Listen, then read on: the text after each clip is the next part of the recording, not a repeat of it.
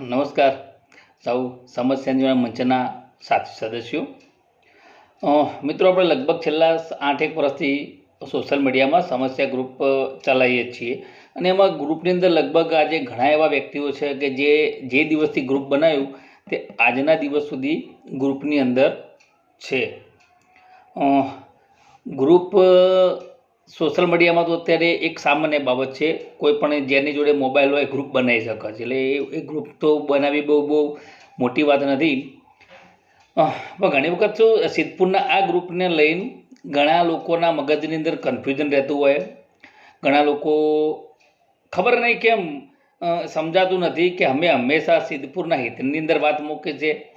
સિદ્ધપુરના જે સામાન્ય લોકોને જે પડતી સમસ્યા હોય, નડતી સમસ્યા હોય એ વિશે, એના વિષય સિવાય અમે ક્યારેય કોઈ વાત નહીં કરી. ક્યારેય અમારા એ બાબતે એવી કોઈ ચર્ચા નહીં, કોઈ વિડીયો પોસ્ટ નહીં, કશું ખોદીએ નહીં. સિદ્ધપુરનો કોઈ સામાન્ય વ્યક્તિ, જ્યારે અમારી ઓફિસ ચાલુ હતી કે મારું પાર્લર ચાલુ, ત્યારે કોઈ વ્યક્તિ આવ્યું તેને અમે ચા પીધા કે ક્યારે જવા નહીં દીધું હોય. કોઈ દિવસ અમે એમના સાથે એમની કોઈ એવી અરજી કરવા આવે છે તો અમે ક્યારે ઝેરોક્ષના પૈસા નહીં લીધા હોય, કોઈ ફોર્મ ભરવાની, આવું કેટલું કર્યું. છતાં પણ ઘણા લોકોના મગજની અંદર સમસ્યા ગ્રુપ માટે ગાંઠ વાગી જેવી હોય, જેમાં ઘણીવાર ઘણા લોકોના જાતિવાદી માનસિકતા હોય, જેના સવારે ઘરની અંદર સવારથી લઈને સવારે દૂધની થયાથી લઈને રાતનું જમવાનું બી 2 નંબરની ધંધામાંથી આવતું હોય, એવા લોકોને પણ અમે બધા પેલા એવા લાગીએ, અમે બધા ચીટારો લાગીએ અને એ બધા સાવકારોની પેલી કઠપૂતળીઓ જે બી ગ્રુપમાંથી કાઢેલા. ગ્રુપના વિરુદ્ધમાં હમણાં પેલા બફોરેભાઈ નિલેશભાઈ દેસાઈ દુનિયાભરનો બખાડો કરવાનો, કદી સિદ્ધપુર માટે બોલવાનું નહીં અને આડીઅવળી વાતો કરવાની, પછી કે એટલે કે એમના ભળવાગીરી કરવા, ગ્રુપમાં એડ કરવાની નહીં. અલા ભાઈ, તું રાત્રે પી જાય કે તને બોલવા જોઈએ, તને લખવા માટે કદી તારે પોતાને સરસ સિદ્ધપુર માટે તો વાત ના હોય. તારી વાત હોય હંમેશા કોકની બૂચ મારવાની જ વાત હોય, એમાં તારું એકડો સીધો કરવાનો હોય. તું અમને સલાહ હાલ. આવા કેટલાય નમૂના ભર્યા સિદ્ધપુરની અંદર. હંમેશા આંબેડકર અનુયાયી અને બૌદ્ધ વિચારોમાં માનનારા, એટલે અમે બને ત્યાં સુધી રિએક્શન આ બાબતમાં ક્યારે નહીં આપતા. પણ પછી અમુક દરેક બાબતની એક મર્યાદા હોય. ગ્રુપમાં કોણે આમંત્રણ આપ્યું?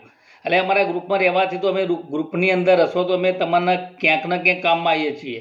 તમને તો તમારા સગાઓને એવા ગ્રુપની અંદર એવા કેટલાય વ્યક્તિઓ છે કે જેની અમે અંગત મદદ કરેલી છે. કોઈ વખતમાં કરેલું અમે ગણાવવાની આદત નથી, પણ અમે અંગત મદદ કરેલી એવા ગ્રુપની અંદર કોકના માટે અમે કોઈકનું કામ કરવા માટે અમે કોકના પગમાં પડ્યા છું. કોઈ અધિકારીના હાથ જોડ્યા છે, કોકના માટે કોઈક અધિકારીના પગ પકડ્યા છે, કોકના હાથ જોડ્યા છે, કોકના કામ કર્યા છે, કોકની ગુલામી કરી છે. કોકનું કામ થાય એની માટે. કોકના ગોકુલ ગ્લોબલમાં એડમિશન લેવું હોય એટલે તો અમારા જેવાના કોન્ટેક્ટમાં અમારા ત્યાં જઈને એમની ફી ઓછી કરાવવાની, એમને સારી સવલત મળે એ માટે તે મેનેજમેન્ટને વાત કરવાની, તેમના માટે 2-4 પેટ્રોલ બાળીને ધક્કા ખાવાના. કોઈ સ્કૂલનું હોય, કોઈનું પોલીસ સ્ટેશનનું હોય, કોઈનું કોર્ટનું હોય, કોઈનું મામલતદારનું હોય, તો અમારા જાતના ખર્ચે જવાનું, એમને સમજાવવાના, એમની જે થતી હોય એ મદદ કરવાની, આ બધું કરવાનું.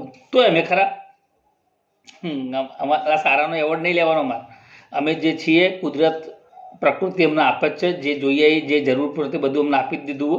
એટલે કોઈ વ્યક્તિ અમને શું કેવો એવોર્ડ આપે એ બધી વાત નહીં. પરંતુ ગ્રુપની વાત આવે, જે વ્યક્તિ સિદ્ધપુરની અંદર, સિદ્ધપુરમાં નહીં પણ હું મારા ધ્યાનમાં કે એવું આ મારું સમસ્યા ગ્રુપ એટલે પ્રાઉડથી લઈ શકાય કે કોઈ ફાલતુ મેસેજ નહીં, ટુ ધ પોઈન્ટ સિદ્ધપુરની જ વાત હોય.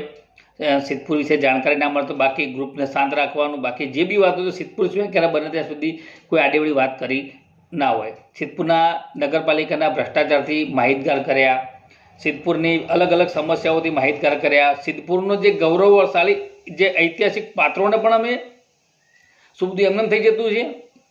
સંશોધન કરવામાં, લખવામાં, શોધખોળ કરવામાં અમારા સમય, પૈસા, અમારી જે માનસિક સ્થિતિ આ બધું નહીં બગડ. અમે બી અમારા પરિવાર સાથે, વાઈફ સાથે, દીકરા સાથે સમય પસાર કર્યા તો અમે બી અમારા ઘરમાં એકદમ હેપીથી રહી શકીએ એમ છીએ.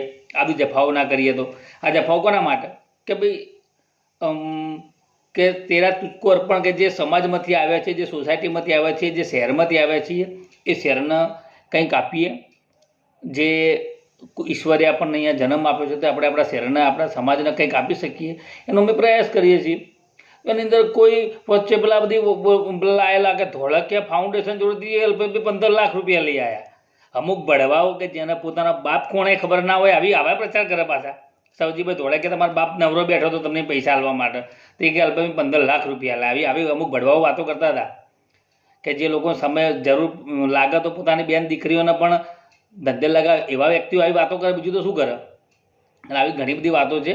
ગ્રુપની અંદર જેને પરવડતું હોય રહેવાનું, તો આરામથી મરજીના માલિક છો, ગ્રુપમાંથી નીકળી જવાનું હોય. બાકી બીજીમાં મગજમારી વધારે ના કરવાના હોય નહીં. જોડાયેલા રહેશો તો કંઈક ભાળશો, કંઈક નવું જાણવા મળશે, કંઈક સમજવા મળશે. બાકી તો હર મહાદેવ, જય સિદ્ધપુર, જય સરસ્વતી માં.